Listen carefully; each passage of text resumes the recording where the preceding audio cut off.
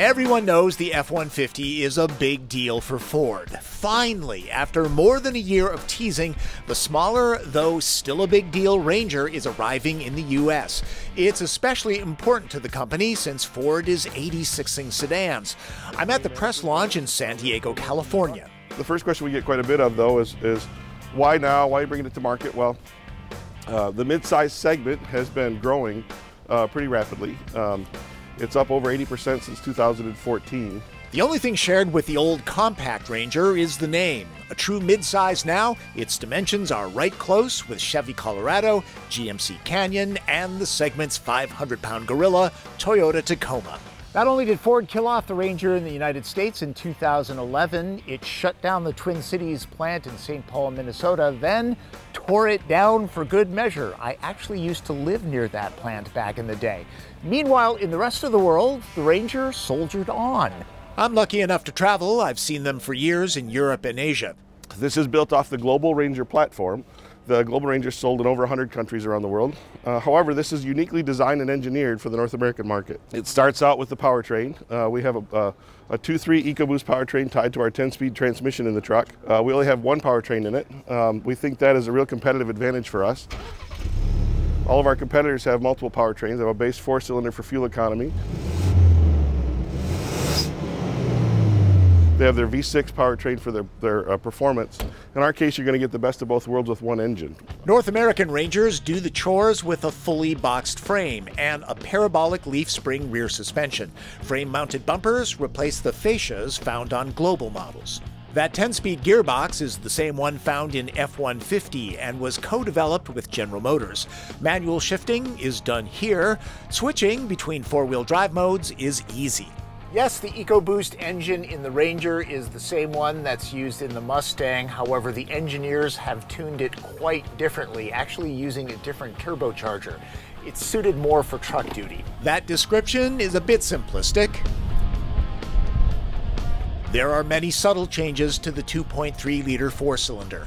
Power is good, torque is best in class, Ranger moves well.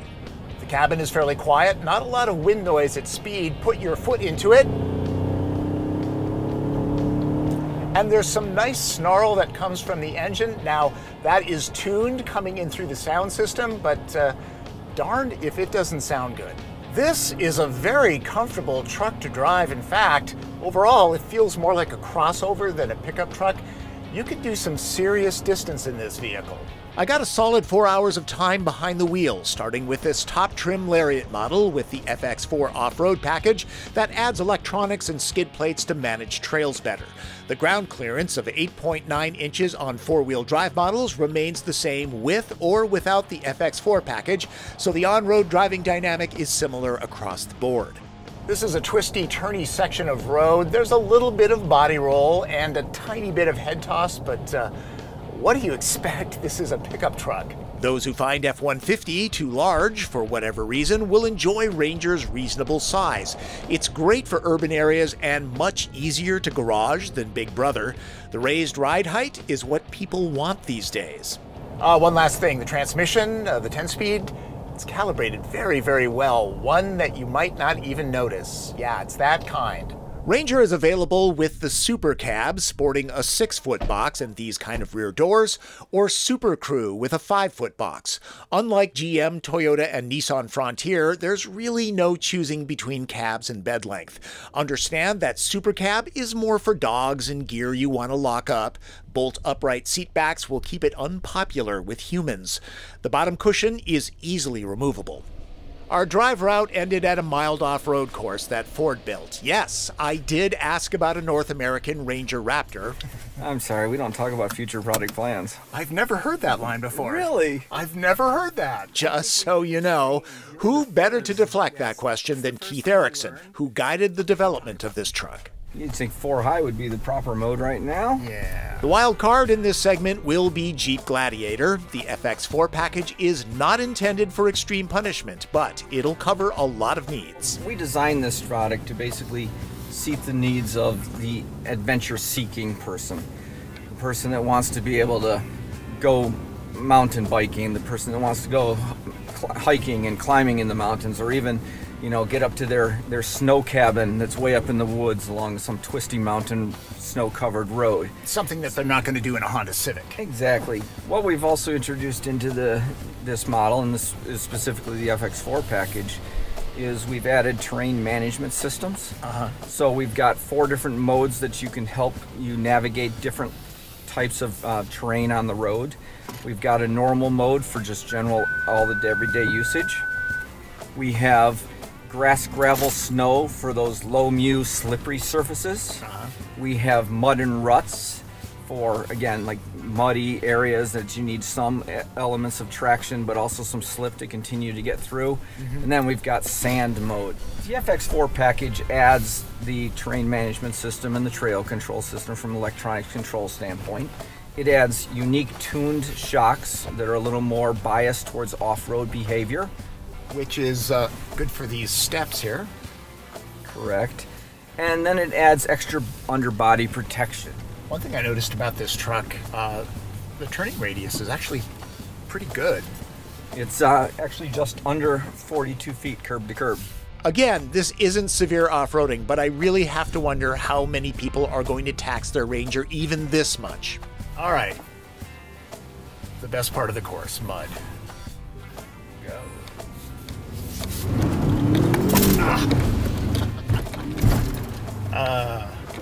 Always a good time. Ford practically begged us to drive Ranger's fiercest competitor. Yes, this one. Simply put, Tacoma drives more like a truck on the road. A marquee Toyota feature is crawl control, kind of a low-speed cruise control for off-roading in 4 low. Its halting, pulsing quality creates a lot of head bob. Ranger's equivalent is trail control. Unlike Tacoma, it can be engaged on the fly, used in 4 high, and tops out at 20 miles an hour versus the Toyota's 5. It has a much smoother dynamic than Tacoma, so chances are good your Frappuccino won't spill in the Ranger. If you haven't heard, people use pickups as daily drivers these days. I expect many Rangers will spend most of their days commuting and fetching groceries. Fork out the cash for this top trim Lariat model, and the view inside is pretty nice.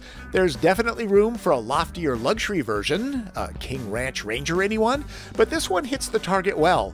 The available Sync 3 user interface, which is standard on Lariat, is clear and concise, no issues there. Android Auto and Apple CarPlay are co-pilots. There's the expected storage. The clever cutout on the armrest means 2 Vente Frappuccinos can hit the trails with you. The Bang & Olufsen system sounds pretty good. The back seats, don't expect F-150 room. This is a mid-sized truck, but I have enough head, knee, and leg room at 5'9". Really, there's nothing to complain about here. Room is fine in the SuperCrew. Everyone can charge their electronics to use the standard high-speed internet hotspot, and stuff can be stashed. There's the ability to haul large valuables inside so they can be locked up, though it would be nice if the seats split in case you wanted to haul a combination of people and cargo. Dampened tailgate? No. It is aluminum and pretty lightweight. There's nothing special about the bed. The spray-on liner is a factory option, and there are a few tie-downs. Maximum width inside is 61.4 inches, so building materials can be hauled with the proper precautions for length. Maximum payload depends on the cab size and whether 4-wheel drive is ordered. The average is around 1,700 pounds, and if towing is your thing, Ranger is rated at 7,500 pounds. That's best in class. Blind spot warning can cover the length of the trailer too. For budget buyers and fleet sales, this is what a base interior looks like. Functional? Yes. Opulent? Nope. The interface is bare bones, so is the floor. Even the door releases lose some quality feel. But for those who simply need a work tool, this is what you get. Which leads me to price. A rear-drive SuperCab XL model with steel wheels begins at $25,400 with shipping. The Ranger sweet spot seems to be a well-equipped XLT crew cab with 4-wheel drive that retails for some $35,000. Go nuts on the options with a Lariat model, and you're facing down a sticker price of $45 grand. Like any pickup, buyers will have to assess their needs and outfit the machine accordingly. Out of the gate, there are many Yakima accessories to float your boat.